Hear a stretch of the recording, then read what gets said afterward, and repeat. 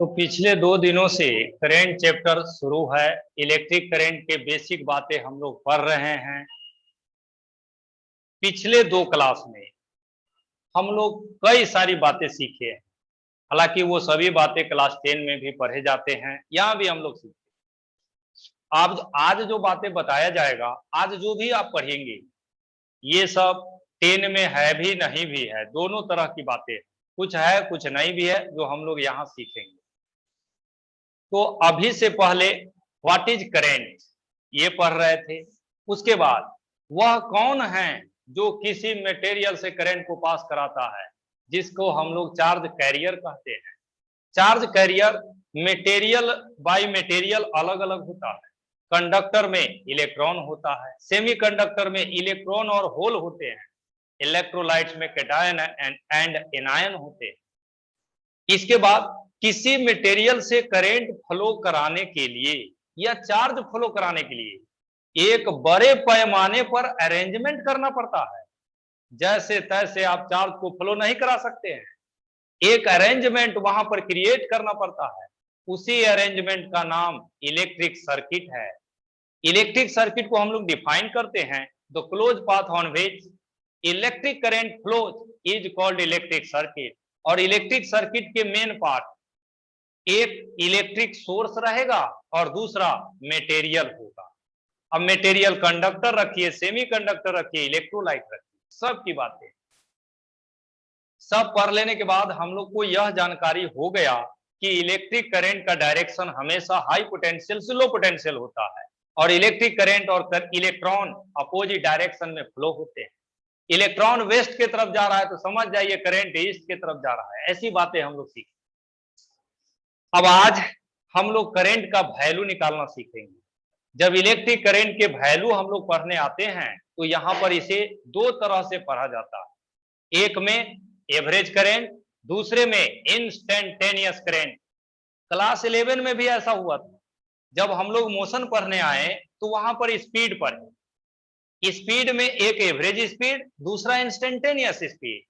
ये दोनों टर्म का मतलब क्या है, इसको समझ लीजिए एक बार फिर से। आज घड़ी में 10:30 हो रहा है। अभी एक वायर से करंट जा रहा है या चार्ज फ्लो हो रहा है। 10:40 बीता, यानी 10:40 हो गया। कितना समय बीत गया? 10 मिनट। उस 10 मिनट में जितना चार्ज फ्लो हुआ है वह चार्ज को 10 मिनट टाइम से डिवाइड करिएगा तो जो रिजल्ट मिलता है उसे कहते हैं एवरेज करंट। एवरेज करंट उस करंट का मेजरमेंट है जो 10:30 से 10:40 के बीच में हुआ है। तो ये जो एवरेज टर्म है, चाहे एवरेज वेलोसिटी पढ़िए, एवरेज एक्सेलरेशन पढ़िए, एवरेज फोर्स पढ़िए, एवरेज करंट पढ़िए, ये सब दो इंटरवल या दो पोजीशन के बीच में एक्सप्लेन होता है। आप यहां पर बस में बैठे पटना पहुंच गए, रास्ते में बस कैसे चला उससे मतलब नहीं है। यहां से पटना का डिस्टेंस ले लीजिए और उसमें टाइम से डिवाइड करिए, जो रिजल्ट मिलेगा वह होता है एवरेज स्पीड। लेकिन जब बस यहां से पटना जा रहा था तब रास्ते में बहुत सारे जगह से होते हुए पास किया। कहीं पर मुजफ्फरपुर, जैसे मुजफ्फरपुर क्रॉस करते समय बस कितना स्पीड से चल रहा था, that is called instantaneous speed. किसी खास पोजीशन, किसी खास टाइम पर जो स्पीड होता है उसे इंस्टेंटेनियस कहते हैं। करंट में भी ऐसा ही है। 10:30 से 10:40 तक आप करंट फ्लो कराए, दोनों के बीच में निकाले तो एवरेज। लेकिन 10:35 पर कितना करंट था, 10:31 पर कितना करंट था, वो जो करंट होगा दैट इज कॉल्ड इंस्टेंटेनियस। किसी एक ही पोजीशन पर कैलकुलेट करेंगे तो इंस्टेंटेनियस, दो पोजीशन के बीच में निकालिएगा that is called average. Average current को हम लोग उसी तरह से डिफाइन किए हैं, टोटल चार्ज और टोटल टाइम का रेशियो जो आएगा वह एवरेज करंट होता है। और एवरेज करंट करंट का रियल वैल्यू नहीं होता है, यह रेशियो होता है। करंट का रियल वैल्यू इंस्टेंटेनियस होता है। एवरेज करंट दिन भर में जितना चार्ज फ्लो हुआ उसको लिख लीजिए, अब दिन भर के टाइम से डिवाइड कर दीजिए, वह होगा एवरेज। तो इसी से हम सब लोग को समझना है। अब इसी एवरेज करंट का इक्वेशन लिखने के लिए वहां पर कंसीडरेशन की है। यह एक मटेरियल है, कंडक्टर भी हो सकता है, सेमीकंडक्टर भी, और इलेक्ट्रोलाइट।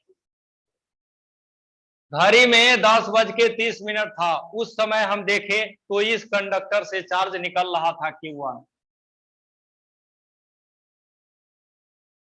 अब घड़ी में टाइम बढ़ा, 10:35, 10:40 हुआ। अब चार्ज को देखें तो Q2 चार्ज हो चुका है।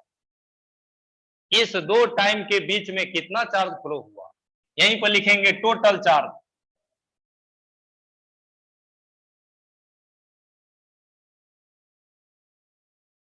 जैसे किसी मैन के पॉकेट में पहले 10 रुपए था, कुछ समय के बाद 100 हो गया, तो उस मैन के पॉकेट में कितना पैसा आया, पहले वाले को बाद वाले में से सब्ट्रैक्ट करते हैं। वैसे ही यहां पर टोटल चार्ज जब निकालना होगा, that is Q2 minus Q1, इसको हम लोग लिखते हैं डेल्टा Q से। टोटल टाइम देखिए,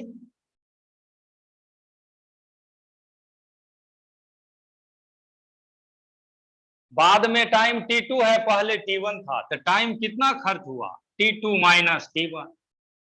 this is total charge, this is total time, इसको हम लोग डेल्टा T सिंबल से लिखते हैं।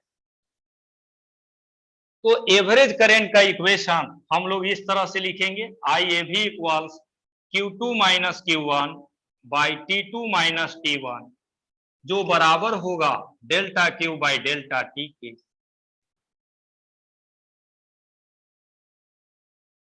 वहीं पर यह इक्वेशन लिख दीजिए, वह फिगर बना लीजिए, और इसी के नीचे पॉइंट देकर के लिखना है,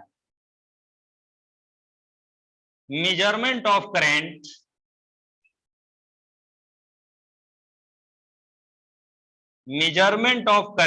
बिटवीन टू टाइम, या बिटवीन टू पोजीशन, या टू इंटरवल ऑफ टाइम।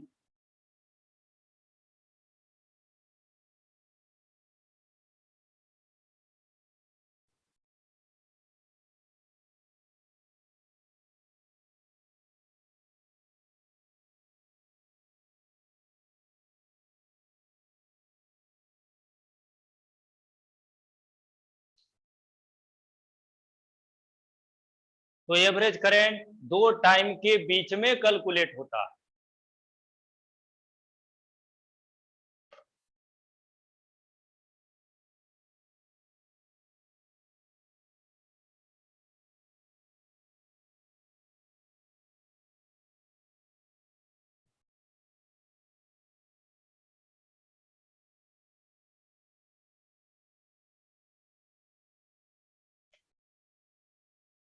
अब लिखेंगे instantaneous current.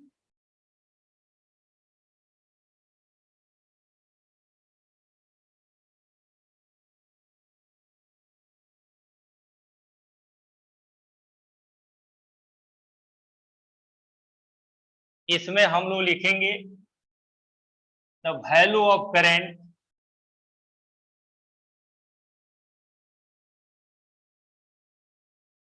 Eight particular instant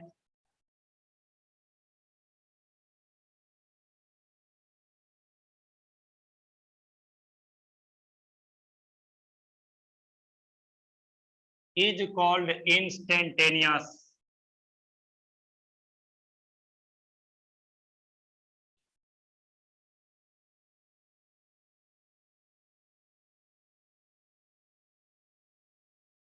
instantaneous current को सिंपली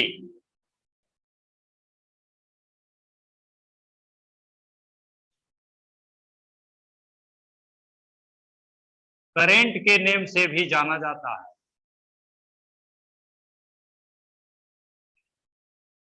जैसे क्लास 11 में इंस्टेंटेनियस वेलोसिटी को सिंपली वेलोसिटी कहते हैं, उसी तरह से अभी इंस्टेंटेनियस करंट को सिंपली करंट के नेम से जानते हैं। चलिए, ये हो गया करंट का डिफिनीशन इंस्टेंटेनियस का। इसके बाद हम लोग लिखते हैं the rate of flow of electric charge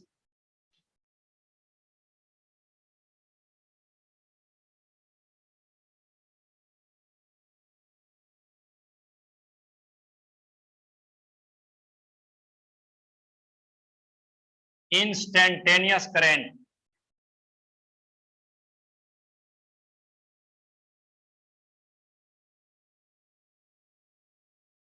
इसके बाद the limiting value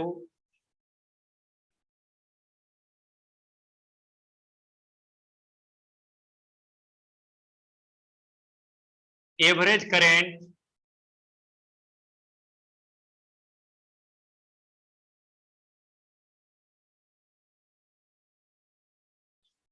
the limiting value of average current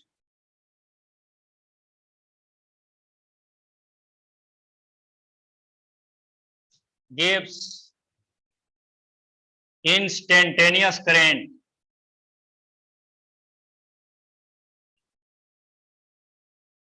और इंस्टेंटेनियस करंट को हम लोग ऐसे लिखते हैं I equals limit delta t tends to 0 delta q by delta t के।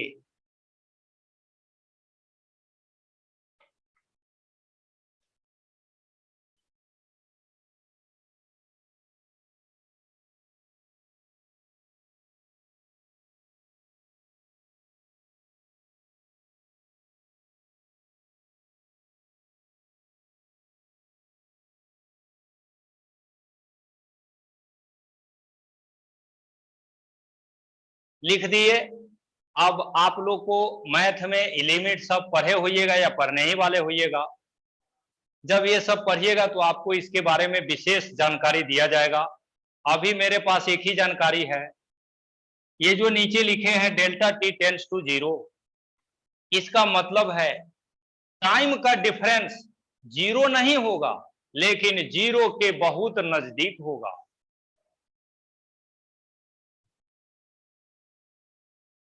ये जो डेल्टा टी टेंड्स टू 0 आप लिखे हैं, इसका मीनिंग होता है कि डेल्टा टी का वैल्यू 0 नहीं होगा लेकिन 0 के काफी करीब होगा। ऐसी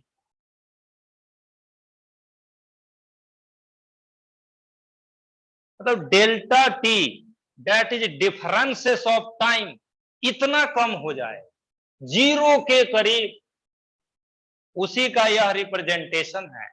और आप लोग को बहुत बार हम बताए हैं, फिर बता रहे हैं, जब टाइम के दो वैल्यू का डिफरेंस बहुत छोटा रहे तब इसे डेल्टा से नहीं लिख करके dt से लिखा जाता है। ये जो वैल्यू आया है, ऐसे वैल्यू को डेल्टा सिंबल से नहीं dt सिंबल से लिखा जाता है।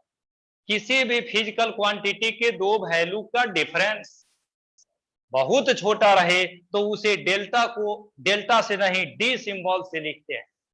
तो यहां पर यह डेल्टा डी में लिखेंगे और यह भी हम लोग डी में लिखेंगे।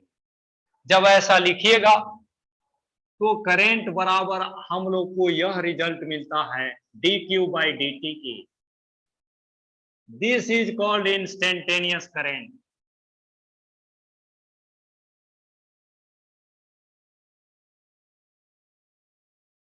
तो एवरेज करंट, इंस्टेंटेनियस करंट, दोनों का वैल्यू हम लोग को पता चल चुका है। दोनों का इक्वेशन हम लोग पढ़ चुके हैं। अब इक्वेशन पढ़ लिए हैं, तब कैलकुलेशन की बारी है। अब हम लोग कैलकुलेशन करेंगे। बहुत ज्यादा बड़ी बड़ी बातें यहाँ पर हमको नहीं बताना है, पहले ही हम सब बेसिक बातें बता चुके हैं। अब सिर्फ काम की बातें। करंट का इक्वेशन पढ़ चुके हैं, अब वैल्यू निकालना सीखते हैं। यहीं पर देखिए calculation of current.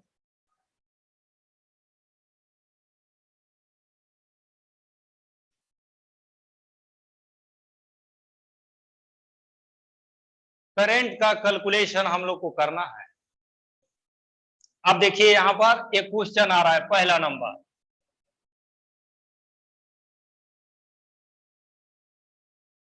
If 100 coulomb charge flows through a wire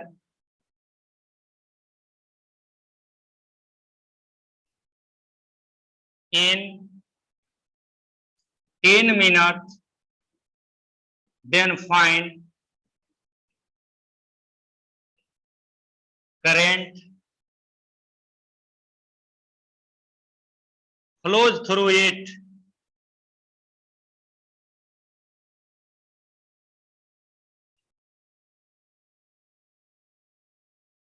किसी वायर से 10 मिनट में 100 कूलम चार्ज फ्लो किया है।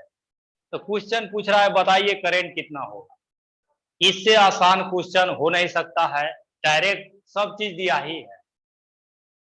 यहीं से देखिए लिख देंगे करंट, देख रहे हैं 10 मिनट टाइम दिया कि 10 मिनट में इतना चार्ज गया, इसीलिए आपको यहां पर जो करंट पूछा है वह एवरेज करंट पूछा है। हम लोग को एवरेज करंट निकालना हो। इंस्टेंटेनियस पूछता है तब कैसे पूछता, बताइए एट टी बराबर 10 सेकेंड या 10 मिनट पर कितना करंट होगा।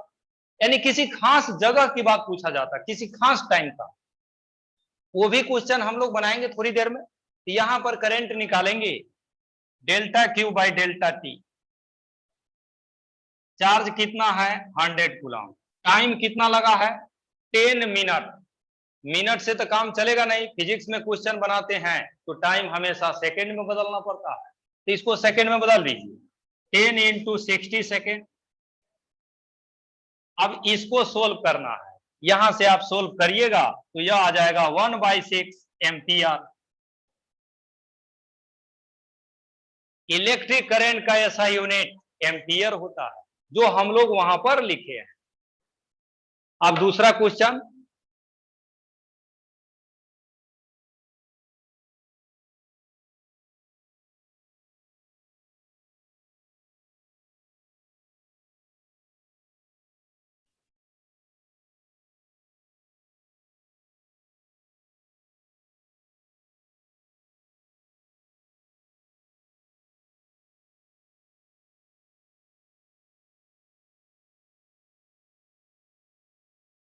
देखिए question number second, the charge flows through the wire या flows through the material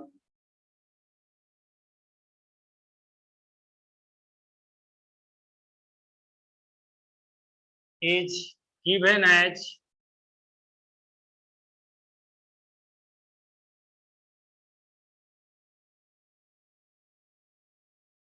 Q बराबर 2t स्क्वायर माइनस 3, वेयर, या यहीं पर लिख देते हैं this is coulomb, where t is time in second. अब क्वेश्चन पूछ रहा है फाइंड, पहला नंबर में करंट एट t बराबर 4 सेकेंड, दूसरा नंबर में करंट बिटवीन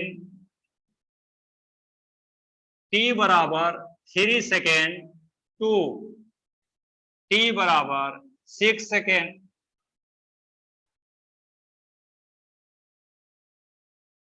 एक नया क्वेश्चन आया,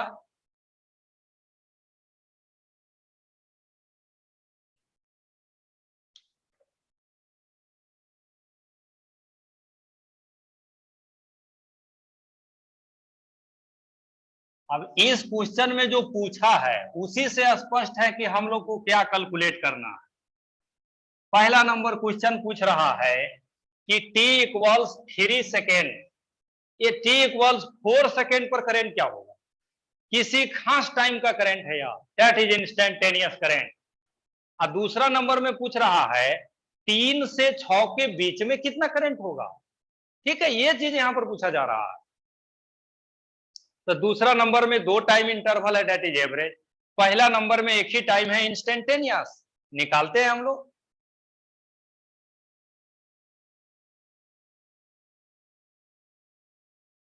अब देखिए यहां पर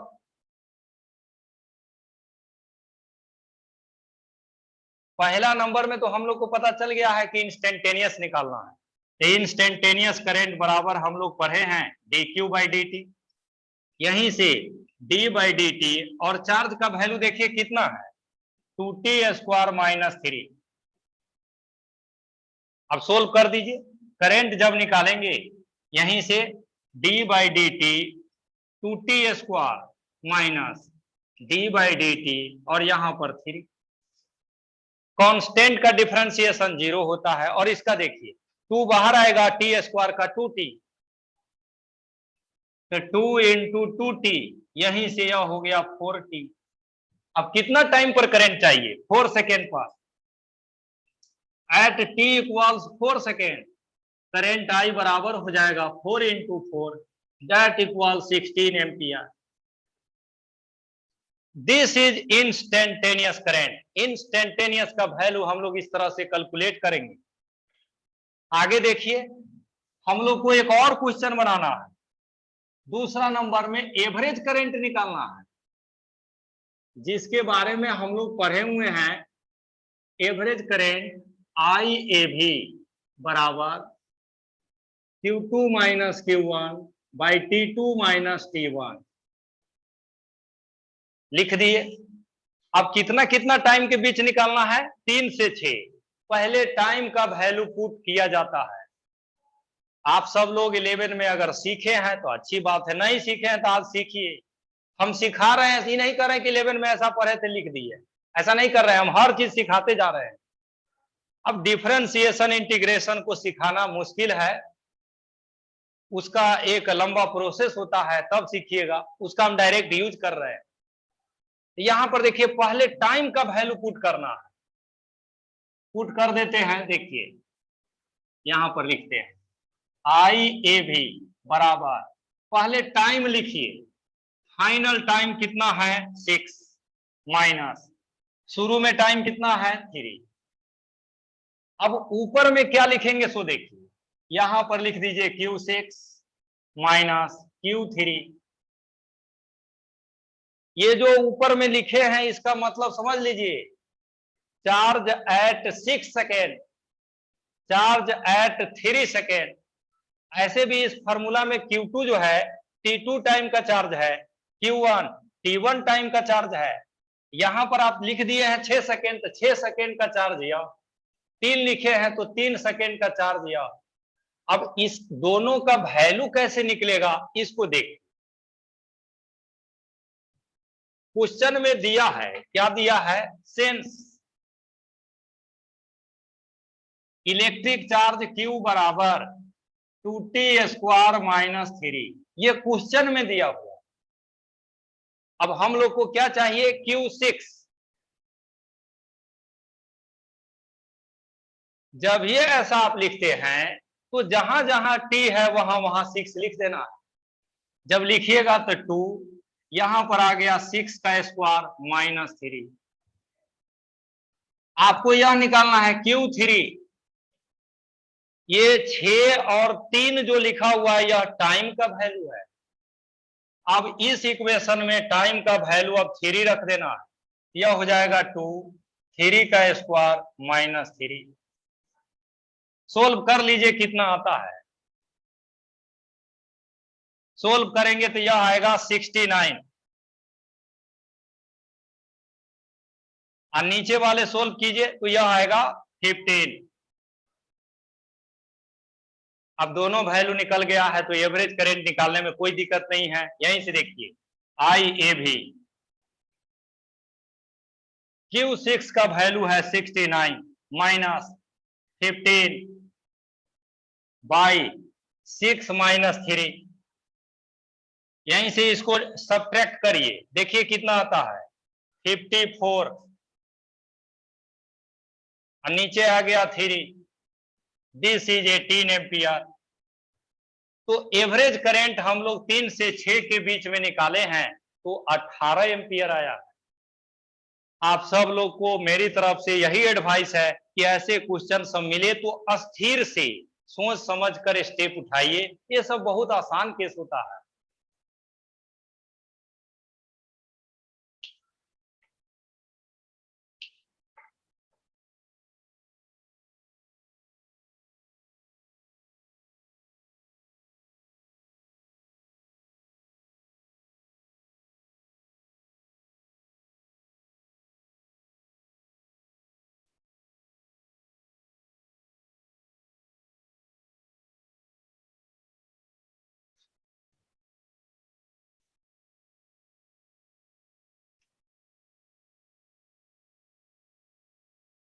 अब देखिए आगे एक और क्वेश्चन, किसी मटेरियल से चार्ज फ्लो हो रहा है, वह चार्ज इस तरह से एक इक्वेशन के अनुसार वैरी कर रहा है। Q बराबर 100 साइन 6 पाई टी। ये जो चार्ज दिया है ना, चार्ज कूलम में है।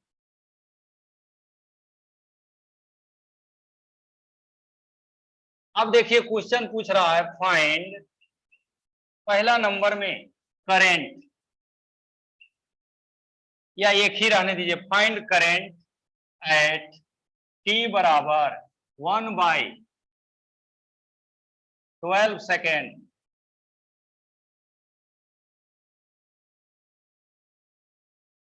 ठीक है, यही पूछ रहा है हम लोग से।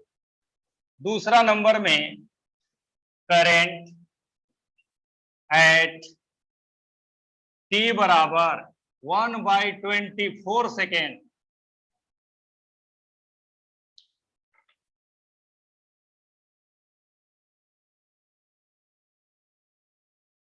अब इस बार जो दो क्वेश्चन पूछा है, ये दोनों में देख रहे हैं टाइम का वैल्यू ऐसे दिया है कि आपसे इंस्टेंटेनियस का वैल्यू पूछा गया। इंस्टेंटेनियस करंट हम लोग को निकालना है, निकाल देते हैं, यहीं से लिखेंगे। करंट आई बराबर हम लोग पढ़े हैं dq/dt, वैल्यू पुट करिए d/dt, और यहां पर है 100 साइन 6 पाई टी। अब डिफरेंशिएशन करना है, देखिए 100 बाहर आ गया, d/dt, और यहां पर आ गया साइन 6 पाई टी। सोल्व करिए, i इक्वल्स 100, साइन का डिफरेंशिएशन कॉस होता है, cos 6 pi T into d/dt, और यहां पर आ गया 6 पाई टी।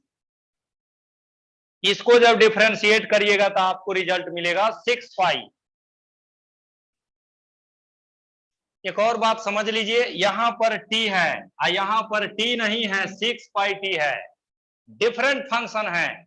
डिफरेंट फंक्शन होने के कारण एक बार और डिफरेंशिएशन करना पड़ा है, इसका रिजल्ट आपको 6 पाई मिलेगा। यहां लिख देते हैं 100 cos 6 पाई टी इंटू 6 पाई। ये जो 6 पाई है इससे पूरे में मल्टीप्लाई है,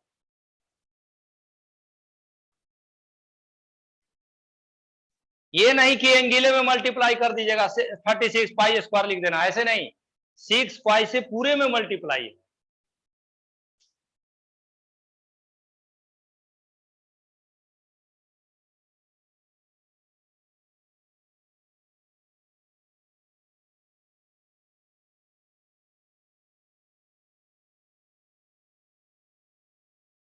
अब देखिए इसको सोल्व करते हैं, आई बराबर आ जाएगा 600 पाई कॉस 6 पाई टी, यह आ गया इक्वेशन।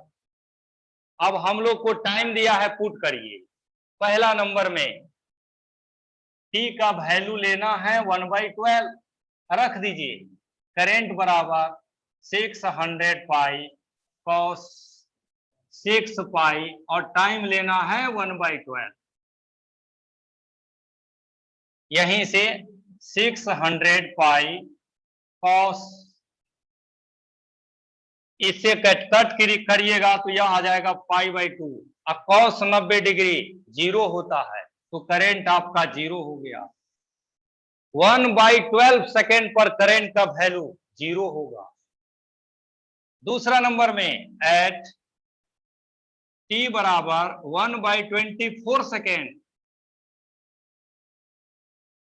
करेंट आई 600 पाई cos 6 पाई इंटू 1/24।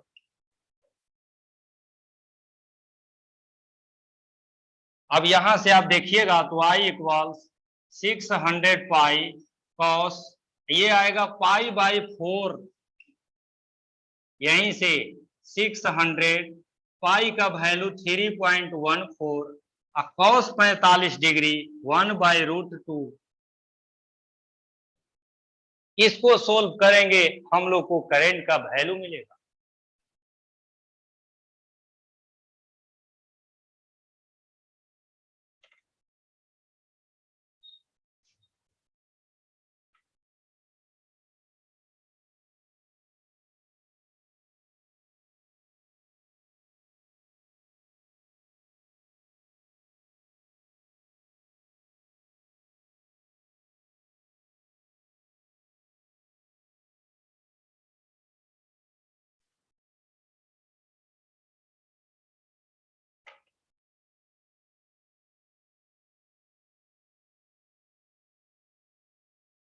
अभी जो क्वेश्चन आप बनाए हैं यह एसी करंट का क्वेश्चन है, क्योंकि साइन और कॉस में जो करंट आएगा वो तो एसी करंट ही होता है। देख रहे हैं करंट का यह इक्वेशन आया कॉस में है, दिस इज अल्टरनेटिंग करंट। खैर अब आगे देखिए, electric current due to circular motion, electric current due to circular motion of charge particle.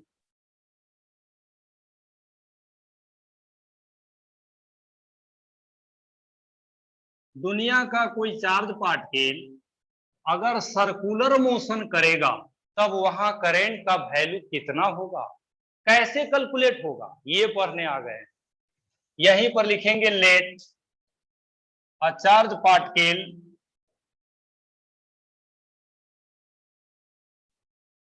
Having charge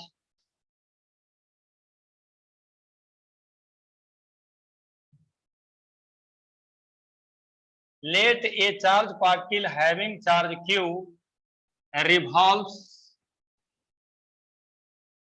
on circular path, revolves on circular path with circular path of radius r with constant speed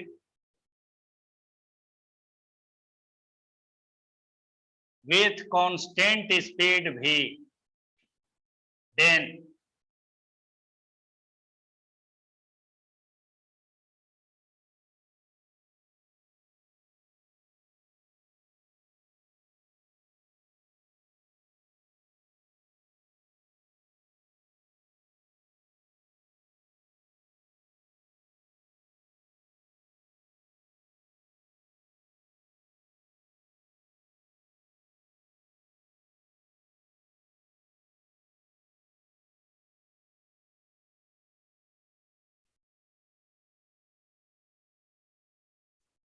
हम लोग अब पढ़ रहे हैं कि अगर कोई charge particle circular motion करेगा तब करंट कैसे निकलेगा, ये पढ़ रहे हैं। तो इसके लिए हमने एक पार्टिकल लिया है जिसका चार्ज q है, यह r रेडियस के सर्किल में रिवॉल्व कर रहा है और इसका स्पीड v है जो कांस्टेंट है। क्लास 11 से हम लोग यह जानते हैं कि अगर कांस्टेंट स्पीड से सर्कुलर मोशन पाथ पर चलेगा तो इस मोशन का नाम यूनिफॉर्म सर्कुलर मोशन होता है और uniform circular motion periodic motion होता है। पीरियोडिक मोशन वह होते हैं जो फिक्स्ड टाइम के बाद रिपीट करता है। पीरियोडिक मोशन वह होते हैं जिसमें टाइम पीरियड और फ्रीक्वेंसी होता है। चलिए यहां पर पीरियोडिक मोशन है टाइम पीरियड कितना होता है, ये हम लोग बहुत बार पढ़े हैं, आज उसका यूज करना है, आज जरूरत है इसका। यहीं पर सबसे पहला term time period. Time period उस टाइम को कहते हैं जितना में एक चक्कर पूरा हो जाता है। जैसे यहां से पार्टिकल चला, घूमते हुए फिर वापस यहीं पर कितना समय में आ जाएगा, that time is called time period. तो टाइम पीरियड टी बराबर हम लोग लिखते हैं distance by speed, distance by speed. अब देखिए एक चक्कर पूरा लगाएगा तो डिस्टेंस कितना होगा, 2 पाई आर, 2 पाई आर, और स्पीड कितना है v। This is time period. हम लोग एक और रिलेशन यहां पर जानते हैं जिसका यूज सर्कुलर मोशन में हमेशा किया जाता है, सेंस। v बराबर होता है r ओमेगा की, जहां ओमेगा एंगुलर वेलोसिटी होता है और v लीनियर वेलोसिटी होता है। इसको भी आप यहां रख सकते हैं, अगर रखिएगा तो आपको यह रिजल्ट मिलेगा। देखिए v को हटाए, इसके जगह पर क्या लिखे, आर ओमेगा। आर ओमेगा लिखिएगा तो आर से आर कट जाएगा, तो ऊपर में बचेगा 2 पाई या नीचे में बचेगा ओमेगा, ऐसे 2 pi by omega. Time period के दो इक्वेशन आपको बताए हैं, 2 पाई आर बाई भी या 2 पाई बाई ओमेगा। अब यहीं से लिखेंगे current, by definition of current,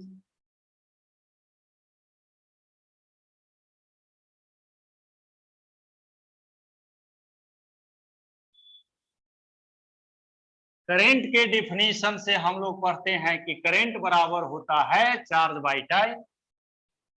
charge है तो ये मालूम है क्यों है, टाइम लेंगे यह टाइम पीरियड, पीरियोडिक मोशन होने के कारण यही टाइम यहां लिया जाएगा। यहीं पर देखिए क्या लिखेंगे, I बराबर Q by T, this is equation number 1। अब इससे आगे बढ़ते हैं, टी का देख रहे हैं दो वैल्यू आप निकाले हुए, रखिएगा तो दो इक्वेशन आएगा, रखते हैं। करेंट आई इक्वल्स क्यू और टाइम पीरियड कितना है 2 पाई आर बाई भी, या फिर ऐसे Q by 2 pi by omega.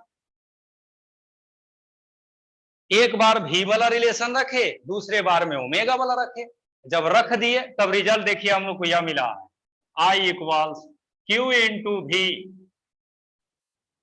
यहां पर जो भी लिखे हैं यह पोटेंशियल नहीं है, यह स्पीड है।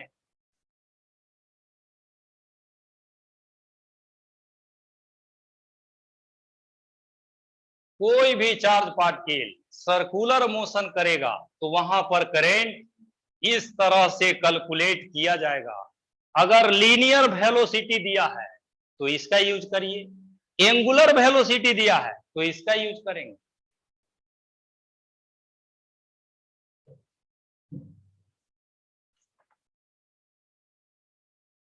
मोशन कैसा भी हो, हम आपको शुरू में बताए थे, चार्ज पार्टिकल 1D मोशन करेगा तब भी करेंट, 2D मोशन करेगा तब भी करेंट, सर्कुलर मोशन करेगा तब भी करेंट, सिंपल हार्मोनिक मोशन करेगा तब भी करेंट। क्योंकि अभी करंट पढ़ ही रहे हैं हम लोग, तो हम लोग कोशिश करेंगे हर तरह का केस यहां पढ़ने का। एसएचएम करेगा तब का भी करंट आप निकाल सकते हैं।